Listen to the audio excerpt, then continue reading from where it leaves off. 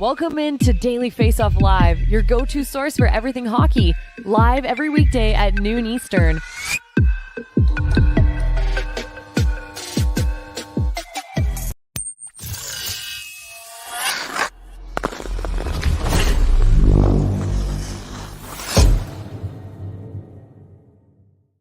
Round 2 edition of Daily Faceoff Live. Welcome into the show live on the Daily Faceoff YouTube, and we are thrilled to welcome in Bet365 as our sports betting partner for the 2024 playoffs, and we'll be here with Bet365 to give you all the news, analysis, lines, and betting options for the playoffs until just one of these 8 teams are left standing. Just one, Frank. Only one will exist at the end. How you doing, Frank? Ready to hit the road again tonight?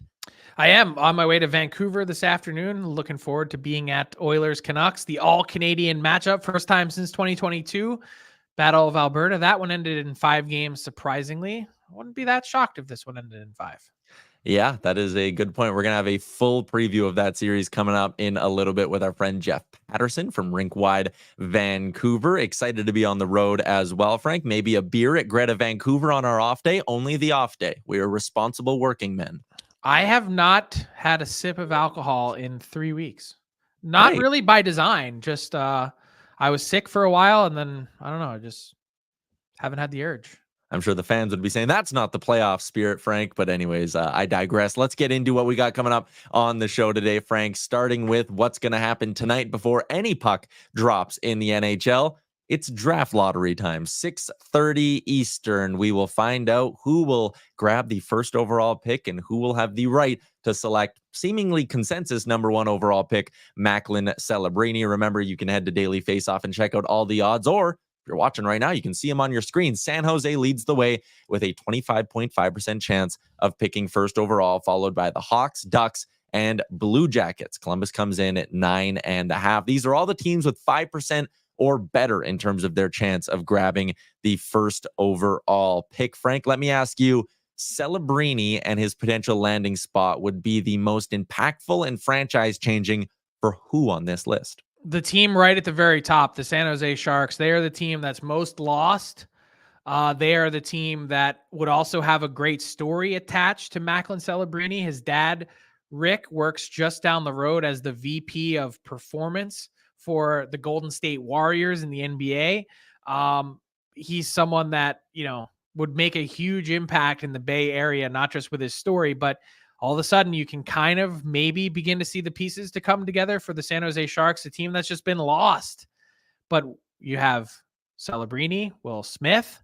I mean, everyone else, not to say it's an embarrassment of riches, but if you look at, I don't know, the Blackhawks, and if you could go Bedard, Celebrini down the middle for the next 15 years, or what about all the young talent that they've assembled in Anaheim? I mean, has to be tantalizing to think about the possibilities. If you're Pat Verbeek today, you're waking up full of hope and energy.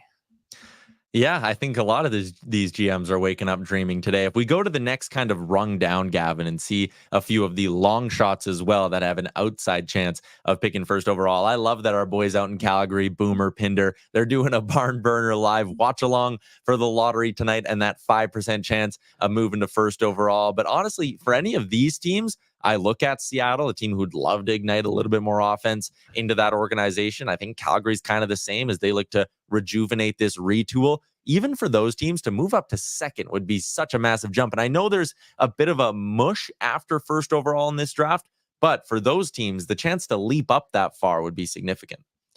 It's incredible how beauty is in the eye of the beholder for this draft. I mean, guys that were kind of pegged in the 2-hole a few months back, some people could see them going down as far as outside the top 10. That's how much this draft board has turned over and changed over. The under 18 Worlds just wrapped. There's lots of interesting choices, and it's almost like not just beauty's in the eye of the beholder, but it's also what are your positional needs? Who do you think the best player is? A lot of people view that differently outside of Macklin Celebrini. And I just wanted to get to the big question of what would you be getting in Macklin Celebrini? Who's the closest player comp? I mean, I talked to his coach at Boston University, Jay Pandolfo, who played not just 900 games in the NHL, but was on an NHL bench as an assistant coach for 5 years. His comp may surprise you.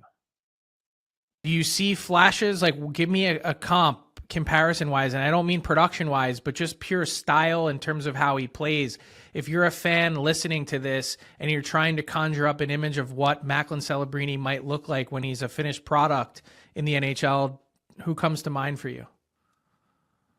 Yeah, it's high praise, but I think personally, when I watch him and what I've seen, I think Crosby, I think Jonathan Toews. Those are the two guys for me that I see, the best comparisons with Macklin. That's high praise, Frank. Yeah, you almost feel greasy asking the question, but in terms of physical maturation, I mentioned his dad, VP of performance for the Golden State Warriors. That dude is coming into the NHL prepared. He invites and incites physical contact at the college level. And his game is so detail-oriented that as a 17-year-old, he was the guy late in games, not just winning the Hobie, but taking, massive faceoffs out there in trust-earning situations for Jay Pandolfo. This is a special, special player that you could inject right at the top of your lineup for, not just your tenure as GM, but maybe a couple beyond that. Yeah.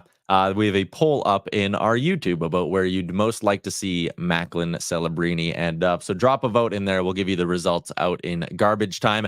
But let's zero in on some playoff talk here, Frank. Last night, game 1 between the Boston Bruins and the Florida Panthers, and it was the Bees wrestling back home ice advantage from the Cats. Frank, there was a lot of debate. I was clearly on the wrong side of this debate about who the Boston Bruins would start. Smart move going with Jeremy Swayman, stops 37-38. Yeah, and I was the guy saying this is supposed to be a rotation. We're 7 games in, and Swayman's played 6, and Ullmark has played 1. The guy's unconscious. 955 save percentage, as you can see here in the 7 starts that he's made. There's zero reason to go against Jeremy Swayman at this point, even if you think he wants a rest. I joined Morning Cup of Hockey today, and Colby Cohen framed it best. He said the only way you're going to see Linus Ullmark is if the Florida Panthers get a large lead in one game, and they're like, hey, we'll give him the rest of the game off just to get some rest and recuperate for the next one. But the way the schedule sets up, I don't think it's incredibly unmanageable. And what an impressive showing for the Bruins in a quick turnaround. You have an emotional game 7 that goes to OT, by the way. I know it didn't last incredibly long, but still, that Saturday night, you travel Sunday right back into the thick of it against a bigger, better opponent in round 2 in the Florida Panthers.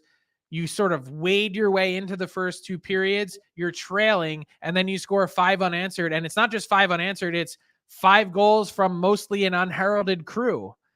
You get Brageau, you get Mason Lowry, you get Brandon Carlo, guys that aren't really big scorers. That's a night that everyone can feel good about. And it's kind of a punch in the face wake-up call for the Florida Panthers to start their second round series. Can we talk about the 48 to 72 hours for Brandon Carlo? You take to the ice for an emotional game 7 against the Leafs going, my wife is pretty pregnant. I might become a dad soon. You win that game 7. Your wife does go into labor. You do become a proud papa. And then you start game 2 by finding the back of the net. Not bad. And the craziest part about that is his wife had the baby in Colorado.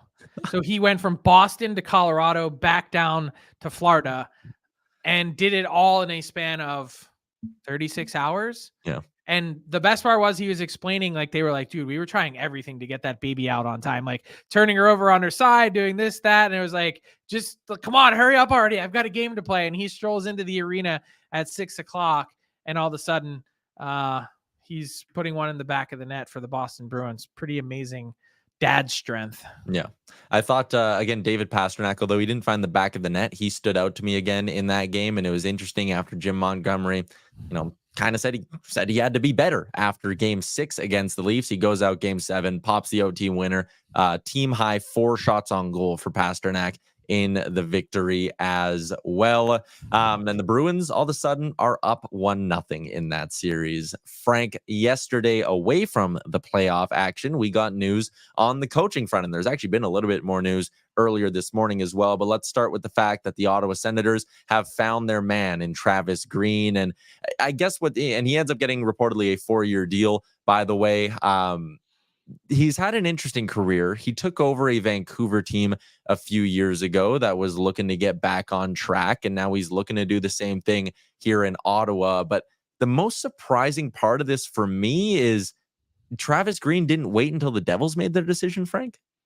Well, I think he got a sense that he wasn't going to be the guy. So why sit around and wait? I mean, when the team says to you, hey, we enjoyed working with you since we fired Lindy Ruff in March, the results were just kind of middling, and it was great, and we'd like to consider you, but we're going to start interviewing other people. It's kind of like, it's not you, it's me, that kind of thing. And then it's like, well, I want to start to see other people. I mean, you kind of are like, I don't really like how that sounds or feels, so maybe I should just move on. That's sort of the situation with Travis Green. We reported last week that he interviewed with the Sens. They had a really long list of candidates. I think Craig Berube was someone that they took really seriously. That didn't end up working out.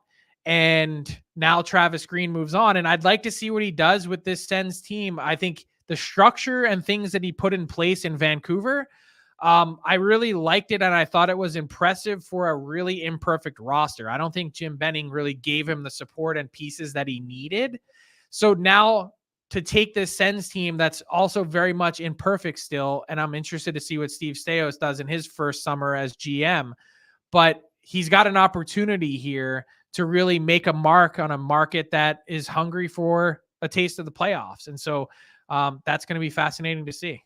And the Senators obviously believing in this hire, as you would imagine they would, but they give him some term with the deal as well. So Travis Green lands in Ottawa. He is one of the coaches off the board, Frank. Not the only one as of late. This morning, the St. Louis Blues taking the interim tag off of Drew Bannister. So Gavin, you can go ahead and flash up that board with the jobs that are still open around the league. And I mean, maybe in real time, we'll just take a Sharpie and X out the St. Louis Blues there, Frank. But what do you make of Bannister being the guy in St. Louis?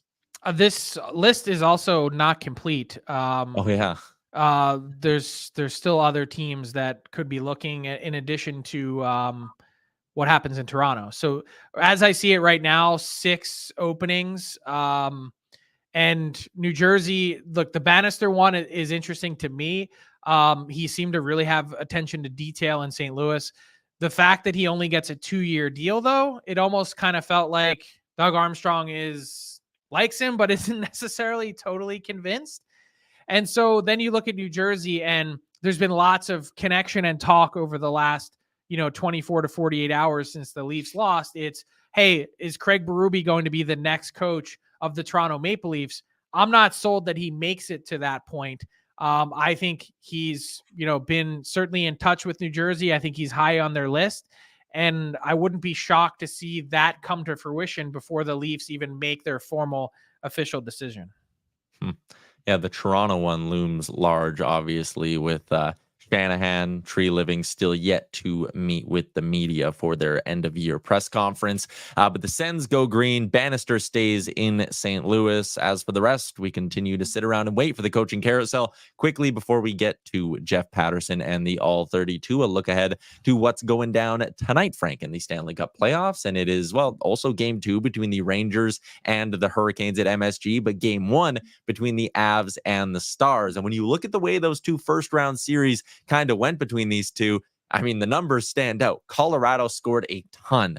Dallas won a lot of low-scoring hockey games. Which team's going to be able to dictate how this series goes? And is Dallas going to be comfortable maybe getting into a bit of a shootout here? Or do they have no interest in that? I think that would be a mistake. I think with the firepower that the Avs have and how quickly they move the puck and use their speed, I think almost every team in the league is going to be a disadvantage if that's the way Colorado is going to dictate the pace. That said, I think Dallas has shown its ability to weather the storm. I think they've put themselves in a position where they're comfortable playing just about any way. they have guys that can move the puck, that are mobile on their back end. They've got, I think, more depth than the Colorado Avalanche. And when you try and size up the series, yes, the Avs might have the best overall player in Nathan MacKinnon. They have the best defenseman in Cale Makar. But then when you look at the whole forward group, and this says a lot for a team that I think, has, someone like a Yakov Trenin way down their lineup and may get Jonathan Drouin back at some point midway through this series. When I look at it, I say Dallas has the edge on depth, and they've got this wherewithal that they showed in round one that they're able to stand up to the test. And that part to me really stood out. So watching the Stars go into this second round, I don't see any holes, and I give the patience that they showed and also the way that they can, try and button things up a little bit to their advantage. So it's going to be a battle of style, a battle of will. But I think this Stars team is uniquely capable of handling it. I think the margin here is incredibly thin. I think it's 51-49 one way or the other. Wouldn't be surprised at all to see it go to game 7. Wouldn't be surprised at all to see either team win, but I've got the Stars in 7. I took the Avs in 7 on our official daily face-off predictions. Part of it was because I felt like I was very chalky with my other 3 series predictions. And I was like, man, there's got to be an upset at some point here. And not that Colorado would be all that big of an upset, but they are the lower seed nonetheless. Let's move along, Frank, and get to our big segment for the day and welcome in Jeff Paterson for the All 32. The All 32 is brought to you by Booster Juice. Visit a location today to refuel, refresh, and re-energize, or download their new Booster Rewards app to earn, order, and enjoy. Frank's going to be back out in Vancouver. He's itching to get his hands on another delicious Booster Juice. And speaking of Vancouver, that is where Jeff Paterson joins us from. Jeff, appreciate your time here today. And actually, before we get into Canucks Oilers, can I just quickly ask you what you make of the Travis Green hiring out in Ottawa? Yeah, I think like anybody, I'm curious to see a coach get a second go round. Now, I know he was second official job, the interim coach in Jersey, but this will be running his own show starting from scratch. Look, Travis and I butted heads more than a few times. I got hauled into the coach's office out here in Vancouver on occasion, but I've got a ton of respect for Travis. Look at the job he did with young Brock Besser, Elias Paterson, and Quinn Hughes getting their feet wet in the National Hockey League. He allowed those guys to flourish. He empowered them. He recognized the skill and the talent that they brought. Obviously, Ottawa's got a ton of good young talent as well. So I think there are some similarities in where the Canucks were when Travis took over in the competitive arc there and where the Senators are. But you touched on it, Frank. His hands were tied in terms of the roster that he was presented with. I think towards the end, a little stubborn and set in his ways. Penalty killing did the Canucks in, and he just refused to change, kept running the same guys out that weren't getting the job done. So I am curious to see what he learned from his experiences here and in New Jersey and how he applies those and becomes a better coach. Because I think most of the times guys are better coaches second time around. Let's dig into the all-Canadian second round matchup. It's Oilers, it's Canucks, and there's been obviously a lot of talk about how good this Oilers power play has been, how much they've been able to score in round 1. But on the Canucks side, what are the key battlegrounds? What are the areas where if they execute, they'll have an advantage? Well, structure has been a buzzword since Rick Tocchet took over, and the Canucks showed a lot of it. I mean, they gave up 12 goals in 6 games against the Nashville Predators, but we've all seen Connor McDavid has been shredding structure since he first stepped on NHL ice. So it's a little different. You can talk about your structure and believe in your structure, and in one shift, McDavid can just zip right through the middle of it and do things single-handedly. So the Canucks recognize that. You can try to game plan for Connor McDavid. Obviously, this is a deeper Oiler team than just McDavid and Draisaitl, but I do think the Canucks believe in the way that they play, the system that they play, and the way that they defended in front of 3 different goaltenders. And so, goaltending is going to be a huge storyline at both ends of the ice here. Is Artur Silovs the Cinderella story? Is the clock about to strike midnight? So far so good for him. And this is a guy that just doesn't look like the moment is too big. He's going to get the start in game 1, and we'll see where it goes from there. I do think the discipline is a huge storyline, and the Canucks talked about it yesterday after practice. They recognize that if they run into penalty problems, you're essentially giving the Oilers goals, and the Canucks can't afford to do that, although their penalty kill, and Frank saw it, he was there on that series, Canucks penalty kill, to me, was the unsung hero of their first-round win over the Predators. They killed off 20 of 22, and in a series that was razor tight, it still seems to me a little bit mind-boggling that the power plays were 22-13 in favor of the Predators, including 7-2 over the final 2 games. So I think the Canucks want to draw a few more power plays of their own and try and spend time on the power play, which wasn't great against the Predators, but man, their penalty kill was lights out good, led by 35-year-old Ian Cole, who logged 6 minutes of shorthanded ice time more than anybody else on this hockey club. And that's one of the reasons they went out and got a guy that had the Stanley Cup pedigree and a relationship with Jim Rutherford and Patrick Elvine and Rick Tocchet from their time in Pittsburgh. And I thought that the veteran kind of faded a little down the stretch, but boy, he showed his playoff chops in round number 1 against the Preds. Yeah, I'm glad you mentioned Cole because to me, the biggest stylistic change that I think we saw in round 1 from the Canucks compared to the regular season, and I don't know if it's, due to, is there something going on with Quinn Hughes, but it was very clear that what Rick Tocchet wanted to deploy was a healthy dose of size on the back end. It was a lot of Nikita Zadorov, a lot of Carson Soucy and Ian Cole and Tyler Myers. Do you think part of their game plan by design is if they're going to try and wear us down? Like, is that just a Predators thing because of their forecheck, or is that something that you would anticipate seeing in round 2 against Edmonton as well? Well, I am curious about the matchups. Canucks worked hard to win the division and get home ice, so they're going to have the benefit of the last change. And I'm going to be interested to see if Tocchet uses that more than he did in round 1, because it kind of felt like, even though Rick Tocchet and Andrew Brunette are both up as finalists for Coach of the Year, they kind of just allowed the series to flow. There really wasn't a huge chess match between the coaches.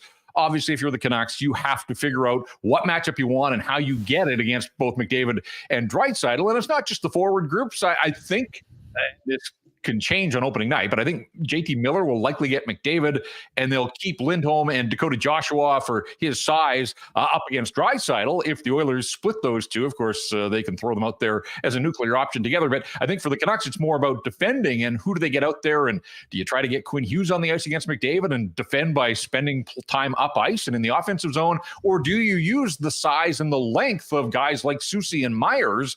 The problem there is Tyler Myers has been prone to a lot of penalties over his career, and certainly the speed of McDavid can cause problems for just about anybody. So, I am curious to see how much more of a chess match we see between the coaches and the way that Rick Tocchet goes about utilizing home ice advantage, not just a Game 7 if they get there, but obviously the first couple of games on home ice to try to dictate those matchups. But for me, I think discipline is just, again, the numbers don't lie. The Oilers' power play was that good against the LA Kings, who were the second best penalty killing team in the National Hockey League in the regular season. So it wasn't by fluke that the Oilers' power play did what it did. I mean, they went up against one of the best teams in that area of the game and absolutely mauled them. So the Canucks know that they're going to have to play hard, but that fine line of playing hard but not crossing it and taking penalties and giving the Oilers the power play opportunities that they thrive on. A lot of people outside Vancouver, in the market in Vancouver, have been watching Elias Pettersson's play through these playoffs with a bit of a raised eyebrow. What's going on there? Is there a health issue? Or is this just a guy who is the moment too big for him? Like, which one of those sort of easy to grab headlines are you latching onto with Paterson? Yeah, it's baffling. It really is. And we had Trevor Linden on a show out here yesterday, and here's the former captain of the Canucks, the president of the Vancouver Canucks, who brought Elias Pettersson into the lineup, into the organization through the draft. And, to hear Trevor say, look, this guy just has to get in the fight, pretty stinging indictment from a guy who's been there and been to a Game 7 of the Stanley Cup final.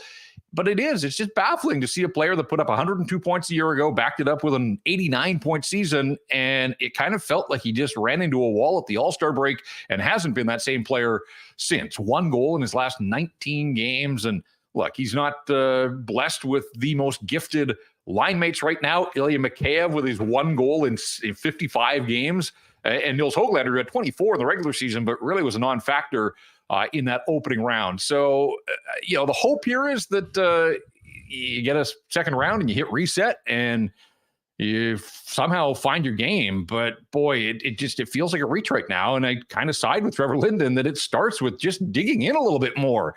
And look, he made a nice play on what led to the only goal of Game 6, the series clincher for the Canucks. He jumps Jeremy Lauzon, a nice read, and gets to the puck in the corner, keeps that play alive, and gets an assist. But the fact that you can sort of point to one play over a 6-game series and say, hey, he made an impact there, they just need a whole lot more. So whether it's 5-on-5, whether it's on the power play, I don't care where it is. He knows it. They know it. And it sort of is the elephant in the room, but the elephant keeps growing by the day here as we close in on start time for game number 1 of this series against the Oilers. They need him. They absolutely need him to be a whole lot better than he's been really over the last couple of months. It is going to be a spicy one between the Oilers and Canucks. Jeff Paterson can find his work at Rink Wide Vancouver, Canucks Army, and on Sakaris and Price. Appreciate the time, man. All right. Looking forward to it, guys.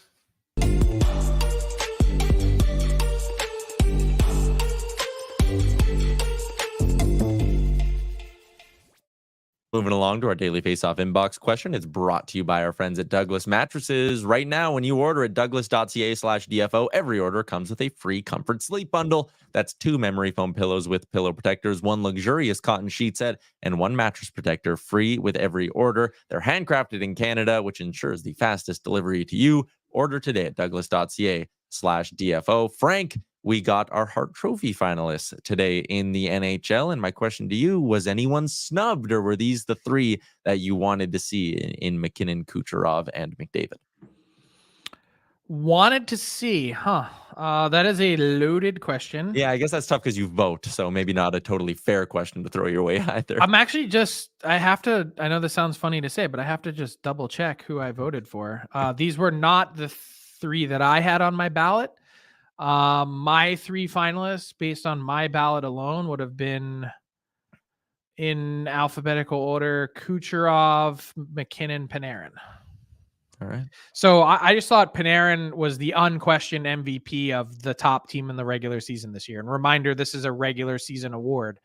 Austin Matthews and the 69 goals. I've seen the belly aching from fans.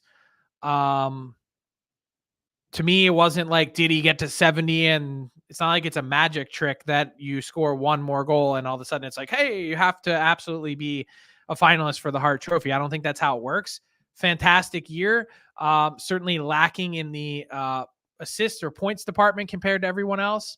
And I think there was certainly a case to be made for McDavid, but I didn't have him in my top 3. Interesting. Be interesting to see how the final votes come out for the Hart Trophy at the NHL Awards later on in the summer. Frank, let's get to our daily bets for the day, brought to you by Bet365, where you can sign up and use the promo code DAILY365 to get in on a huge range of markets. Whatever the sport, whatever the moment, it's never ordinary at Bet365. I got a couple, but none of them have anything to do with tonight, Frank. I'm starting with a series bet in the Oilers Canucks, and it's betting on Zach Hyman to finish with more goals than Connor McDavid. And you're getting this at almost even money. It's mind-blowing. Hyman scored 7 times in the opening round. McDavid had just 1. And I like betting against Connor McDavid scoring goals so much that I'm doubling down, and I'm doing the same thing with Leon Draisaitl to outscore Connor McDavid at the exact same price. Draisaitl scored 5 times in the first round. McDavid only had the 1. Both of them outscored McDavid in the regular season as well. Frank, am I crazy for thinking Connor McDavid is going to get not outproduced points-wise, but outscored goal-wise by these 2? A little bit. I mean, here's the thing. I know that it's been a tough year for him goal scoring wise, and I know that he only had 1 in the first round, but it would also be totally like Connor McDavid to score 8 times in this round, and no one would really think anything. I'm not betting against the best player in the world on anything. I may not pick him, but I'm not betting against him. That's like betting the under. Life's too short. I am, that's fair. I'm betting on McDavid to just continue being an assist guy for the Oilers. I got one more play for the second round. The Panthers lost game 1. I think this is a good spot to get it on their series price. It's dropped all the way down to -115. The Panthers to win this series from behind. Frank, do you like it? I do. I had the Panthers winning this series in 5. Wouldn't shock me at all if they had the old gentleman's sweep, win 4 in a row after this. Not saying it'll happen. I think the Bruins have shown us a lot. It's just, I think they're a significantly better team than Boston. Yeah. Let's wrap up the show with a little bit of garbage time, Frank, and it's brought to you by Wendy's. It takes hard work and determination to finish the job in spring in the NHL. Luckily, all you need to do to bring home some Wendy's is the Rewards app. Just download the Wendy's app, place your order, and you'll be well on the road to victory. And by victory, we mean free food, obviously. What are you waiting for? Download the Wendy's app today. Frank, garbage time. We threw up a poll over in the YouTube, and I love this. The results tie in perfectly to what we want to do for garbage time. The Sharks, 35%, Hawks, 17%, Ducks, 11%, and the other option comes in as our winner at 37%. So let me ask you, what is your favorite chaos option for the draft lottery tonight? Well, it's chaos on a million fronts, but the Chicago Blackhawks, because everyone's like, oh, they got fed Connor Bedard last year. Can you imagine? I mentioned off the top of the show, if you have Bedard and Celebrini down the middle for the next 15 years, that's ridiculous. And then throw in the comp that Jay Pandolfo had of Sidney Crosby and Jonathan Toews.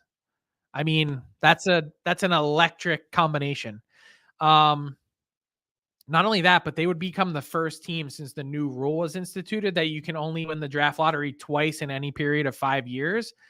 So it would also eliminate their incentive to be bad, at which point they could ramp up how quickly they build this team back up again.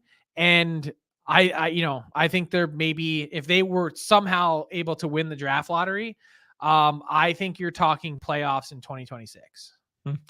JC, Hawks in the lottery like Stone in the LTIR. Great joke. My pick for chaos, Frank, is if you want to get the conspiracy theory people going, Utah wins this. Utah wins this, and people go bananas about it.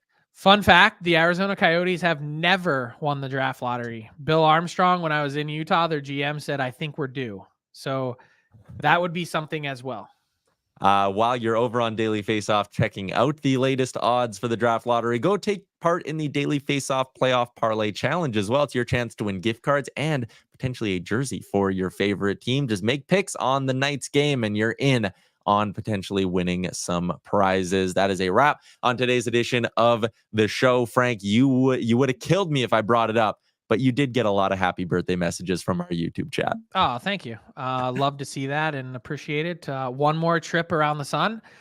Glad to do it with you Monday to Friday on Daily Faceoff Live.